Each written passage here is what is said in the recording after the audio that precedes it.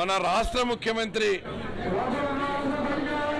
Shri YS Jaganmohan Reddy గారి సంకల్పంతో రాష్ట్ర వ్యాప్తంగా ఉన్న ఆలయ వ్యవస్థ అన్నీ కూడా పునరుద్ధరించి ఆశీర్వాదాలు ఇవ్వాలనే సంకల్పంతో విజయవాడ ఇంద్రకీలాద్రిపై వెలిసి ఉన్న మల్లేశ్వర స్వామి వారు, దుర్గాంబ అమ్మవారు మరి కొలువై ఉన్నారు. 1000 సంవత్సరాల క్రితం ఇక్కడ మల్లేశ్వర స్వామి వారి దేవాలయాన్ని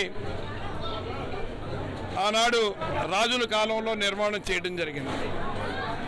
కాలక్రమేణా ఇక్కడ ఆలయం భిన్నమైన తర్వాత ఇక్కడ ఆలయాన్ని పునర్నిర్మాణం చేయాలి, ఆ మల్లేశ్వర స్వామి వారిని మళ్ళీ ప్రతిష్ఠించాలంటే ఆ మల్లేశ్వర స్వామి వారి మహత్వం ఏంటో ఇక్కడ తెలియ జరిగింది. కొండ మీద దగ్గర 50 అడుగుల లోతు ఆ మహాశివలింగ మల్లేశ్వర స్వామిని బయటికి తీసి మళ్ళీ ప్రతిష్ఠ చేద్దాం అనుకుంటే 50 అడుగుల వరకు వెళ్ళారు. దాని మూలం ఏంటో కనుక్కోలేకపోయాం.